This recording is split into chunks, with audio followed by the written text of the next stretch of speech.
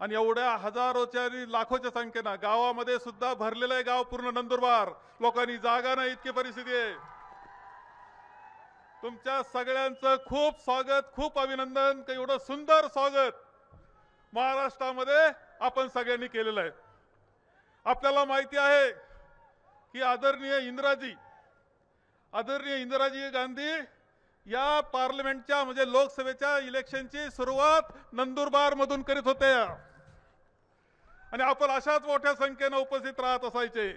माननीय राजीवजी गांधी यांनी सुद्धा आपली पार्लमेंटच्या इलेक्शनची सुरुवात ही नंदुरबार मधून केली होती. आदरणीय सोनियाजींनी आधार कार्ड त्याचं ओपनिंग, देशाचं ओपनिंग नंदुरबार मधून केलं होतं. आणि आता पुन्हा एक ऐतिहासिक क्षण आपल्या सगळ्यांकरता आहे की आपल्यामध्ये आदरणीय राहुलजी गांधी हे उपस्थित आहे, न्याय यात्रेकरता उपस्थित आहे. एक खूप मोठी परंपरा असणारं नंदुरबार आणि आपण सर्वजण आहात. इथे परंपरा आपल्याला आहे बिरसा मुंडाच्या चळवळीची, आपल्या परंपरा आहे तंट्या भिलाच्या चळवळीची ज्यांनी इंग्रजांविरुद्ध बंड केलं.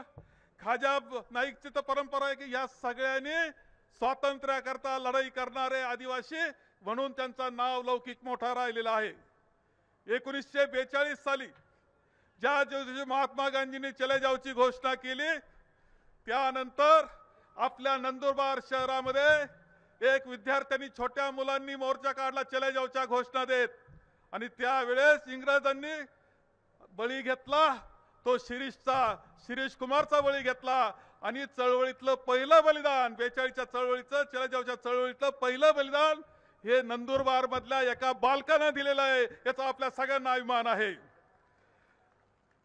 आदरणीय राहुल जी को मैं बताना चाहूंगा कि राहुल जी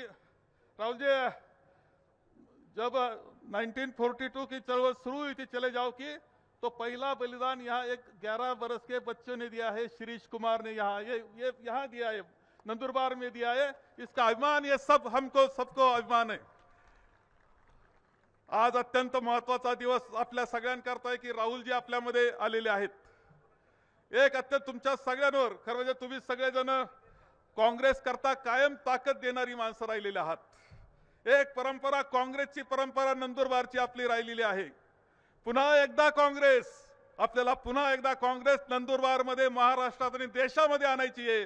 सोनियाजींच्या नेतृत्वाखाली पुन्हा एकदा देशाला काँग्रेसचा झेंडा लावायचा ही आपण सगळ्यांनी या निमित्तानं शपथ घेतली पाहिजे. हे या निमित्तानं मी आपल्या सर्वांना सांगेल. मागे राहुलजींनी यात्रा केली 4000 किलोमीटर पेक्षा जादा कन्याकुमारी पासून तर काश्मीर पर्यंत गेले. आता त्यावेळेस पदयात्रा होती, पुन्हा आता ते निघाले आहेत मणिपूर पासून पुन्हा आता मुंबई पर्यंत जाऊन पोहोचतायत.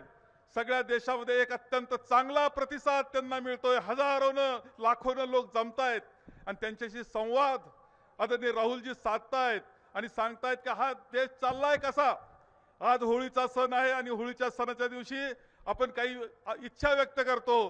पुन्हा या होळीच्या सणाच्या दिवशी आपल्याला इच्छा व्यक्त करायची आहे की या देशामध्ये हुकुमशाही कोणत्या पद्धतीने आली नाही पाहिजे, ही इच्छा आपल्याला व्यक्त करायची आहे. आपली राज्यघटना जी महात्मा गांधींच्या नेतृत्वाखाली, भारतरत्न डॉक्टर बाबासाहेब आंबेडकरांच्या नेतृत्वाखाली आपल्याला मिळाली, त्या राज्यघटनेनं तुम्हाला मताचा अधिकार दिला, गरीबात गरीब माणसाला मताचा अधिकार दिला. म्हणून या गरीब माणसाला किंमत आलेली आहे, त्याला भांडण्याचा अधिकार आलेला आहे.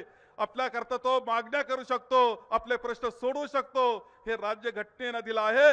ही राज्यघटना वाचली पाहिजे, तिला धक्का लागला नाही पाहिजे, याची काळजी सुद्धा आपल्या सगळ्यांना घ्यायची आहे.